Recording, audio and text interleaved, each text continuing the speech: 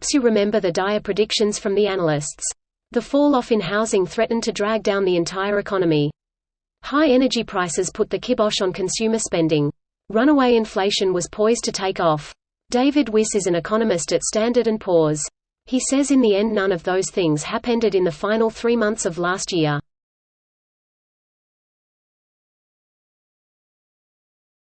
For 4 centuries the Viking declined. The people of the Shetland Islands off the north coast of Scotland continued to sell their goods through the North European Hanseatic League. The Hanse's merchants bought shiploads of salted fish and in return the islanders got cash, grain, cloth and other goods. This lasted until the Act of Union between Scotland and England in 1707. This act prohibited the Hanse merchants from trading with Scotland. Consequently Shetland went into an economic depression. The independent farmers of Shetland had to sell their land and were then obligated to pay rent, eventually becoming serfs.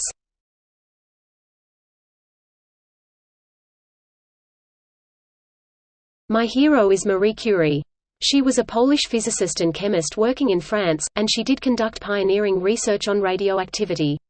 She was also the first woman who won a Nobel Prize. Marie Curie is my hero because she showed a lot of determination in following her career path and her passions. She also showed a lot of patience in working for years to receive results from her experiments. And Marie Curie, she designed and built the first mobile X-ray machines.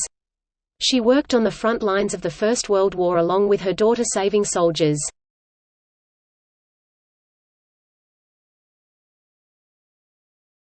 So in a very important tense, memory is the cognitive function that stores knowledge that we've acquired through learning and perception, but also memory is important because memory frees our behavior from being controlled by the present stimulus environment.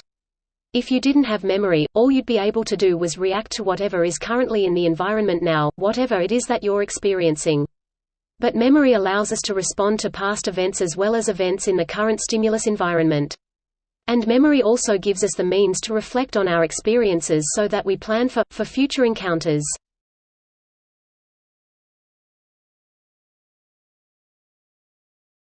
One day the banana is perfect.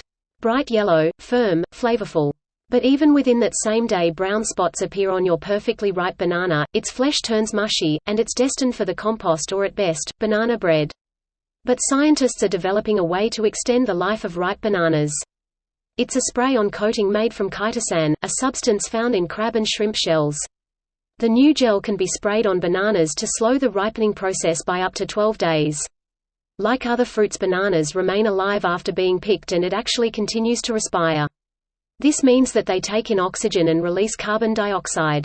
The more the banana breathes, the faster it ripens and then rots.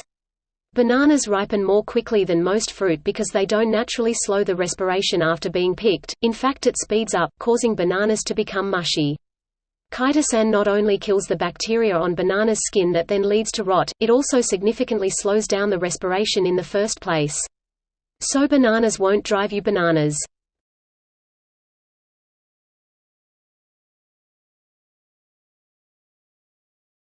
Adidas teamed up with an organization called Parley for the Oceans.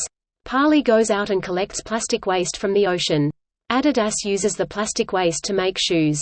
Shoes made with plastic from the ocean, good for the environment and good for business. Because if you know that rapidly growing consumer segment known as hipsters, and I know you know hipsters, then you know that a hipster faced with the choice between a no-name shoe and an Adidas made with plastic from the ocean will pick the Adidas every day of the week and twice on Sunday, and then walk around like it's no big deal but look for every opportunity to talk about them.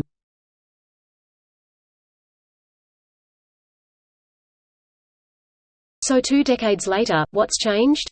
It's now widely recognized that just 20% of health outcomes are tied to medical care, whereas up to 70% are tied to healthy behaviors and what's called the social determinants of health, basically, everything that happens to us for that vast majority of time when we're not in the doctor's office or the hospital. Healthcare executives now routinely remind us that our zip code matters more than our genetic code. And one healthcare publication even recently had the audacity to describe the social determinants of health as the feel-good buzzword of the year.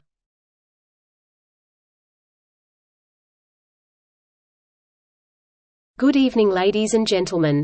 My theme for this session is Convergence, Technology Change and Business Practice. This is somewhat dear to my heart, in that I have spent much of the last 15 years involved in various aspects of technology and their impact on business, across a broad spectrum, from applications of signal processing in manufacture right through to the use of utilization data and diary applications, to improve the time utilization of the sales force.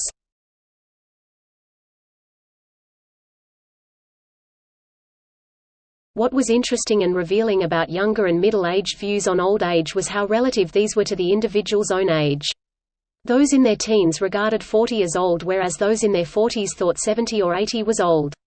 For many, health was seen as a determining factor in deciding who is old, and many young participants commented on how fit and active their grandparents are, while others thought ill health and dependence were an inevitable part of aging. The majority of participants, however, regarded old age as something negative, and many expressed fear of growing old.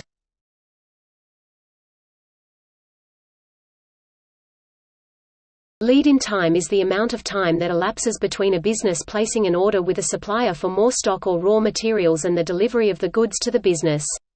Businesses want the lead time to be as short as possible, so that they can meet their customer orders and minimize the time between paying for the stock and receiving the feedback from the customer. However, this may not happen due to a number of factors, such as delays in the supplier receiving the order, or the breakdown of the supplier's lorries delivering the stock to the business.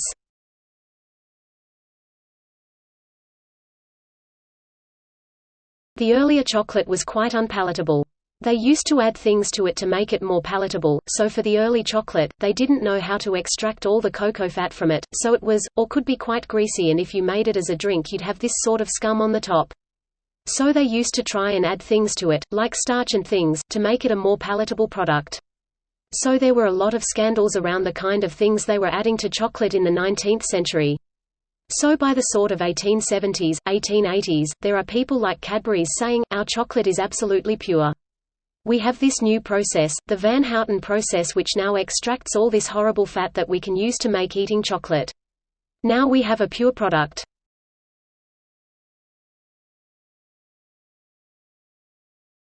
So, palm oil is the most widely produced oil crop currently. It's used in a wide range of industries, including food for biofuels and in soaps and shampoo. However, those sectors growing fast, and unfortunately palm oil grows in exactly the same environment as tropical rainforest.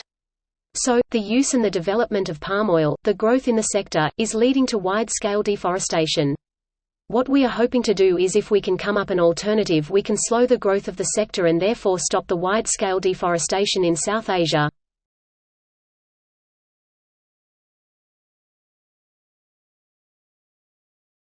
As with all human behavior, there are numerous reasons for it. But often it's caused by someone who feels the need to show their superiority over someone else, in order to feel that they aren't at the lowest level in hierarchy or a group of people. In some cases one person simply dislikes the other, on the basis that the personality of one is in some way incompatible with that of the other person.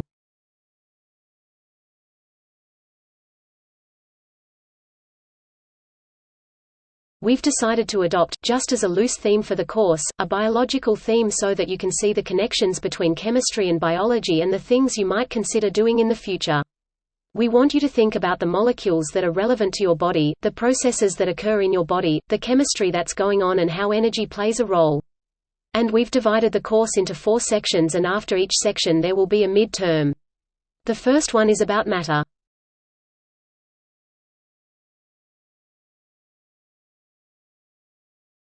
One seminal difference in policy remains: the coalition has not matched what is Labour's most important innovation promise.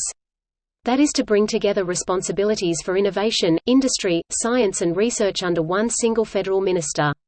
Innovation responsibilities currently lie within the powerful Department of Education and Science, and while there is a separate industry department, it has little influence within Cabinet. This has hampered policy development and given Australia's innovation policies a distinct science and research bias. It is the scientists rather than the engineers who call the tune in innovation policy in Canberra, so it's no surprise our policies are all about boosting government-funded research and later commercialising their results.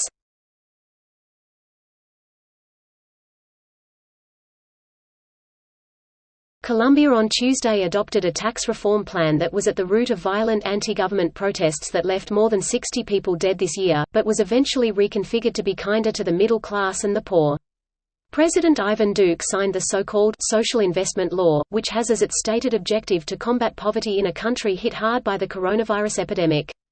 He says the law will, quote, benefit nearly 29 million Colombians in a vulnerable situation out of a total population of some 50 million. A first version of the law presented by Duque early this year to combat the economic consequences of the global health crisis would have significantly increased taxes on an already battered middle class.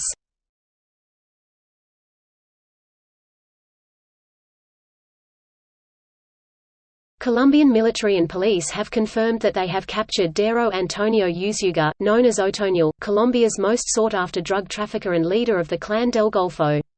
He was captured on Saturday during an operation carried out by the country's armed forces. Colombia had offered a reward of about $0.000 for information concerning his whereabouts.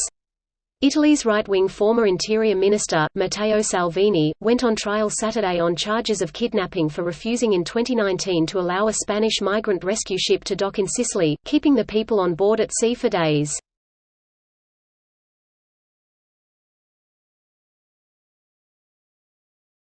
UNICEF is warning that schools in Haiti are increasingly at the mercy of gangs, with children becoming targets of robbery or ransom. The agency said Tuesday at least 7 schools in the capital of Port-au-Prince have been forced to pay unidentified gangs in exchange for security in the past 2 months and that additional institutions have also been threatened. The warning comes days after authorities said gang members killed a university professor they had recently abducted. In addition, U.S. and Haitian authorities are still trying to secure the release of 17 missionaries from a U.S. religious organization who were kidnapped on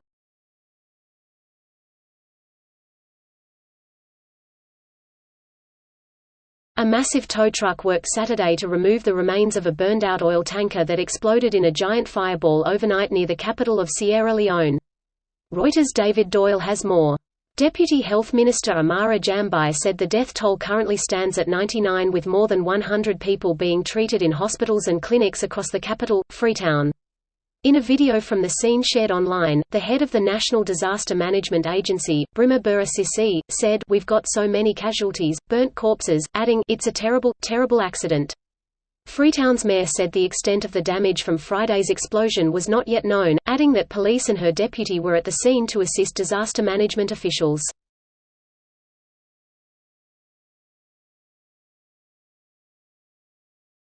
At least 5 people were killed and several others wounded when Sudanese security forces opened fire on demonstrators in Khartoum and elsewhere in the country Saturday. The Sudan Doctors Committee said 4 people died from gunshots and 1 suffocated from tear gas in Khartoum and Omdurman on Saturday. Several other protesters were wounded, including from gunshots. The rallies came 2 days after military coup leader General Abdel Fattah al-Burhan reappointed himself the head of the Sovereign Council, Sudan's interim governing body. Thursday's move angered the pro-democracy alliance and frustrated the United States and other countries that have urged the military to reverse its coup and to restore civilian rule.